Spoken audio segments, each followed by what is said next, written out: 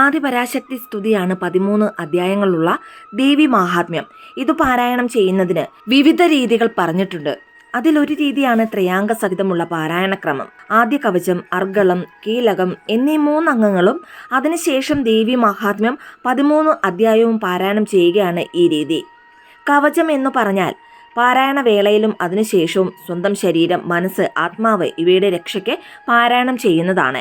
ഇതൊരു കവചം പോലെ ഉപാസകനെ കാത്തു സംരക്ഷിക്കും. അർഗളത്തിന് സാക്ഷ എന്നാണ് അർത്ഥം. ദേവീ സന്നിധിയിലേക്കുള്ള വാതിലുകൾ തുറന്നു കിട്ടാനും വിഘ്നങ്ങൾ മാറാനുമാണ് അർഗളം ജപിക്കുന്നത്. മനസ്സിൽ വന്ന ദേവീ സാന്നിധ്യം അവിടെ തന്നെ ഉറപ്പിച്ചു നിർത്തുവാനും അതിവേഗം ഫലം കിട്ടുവാനും കീലക ജപം സഹായിക്കും. തുടർന്ന് 13 അധ്യായം പാരായണം ചെയ്ത ശേഷം അപരാധ ക്ഷമാപണ മന്ത്രം ജപിക്കണം. പാരായണത്തിനിടയിൽ അറിയാതെ പോലും സംഭവിക്കുന്ന തെറ്റുകൾക്ക് ഒരു പരിഹാരമാണ് ക്ഷമാപണ മന്ത്രം. ദേവി മാഹാത്മ്യം വീട്ടിൽ സൂക്ഷിക്കുന്നത് പുണ്യവും കുടുംബത്തിന് രക്ഷയുമാണ്.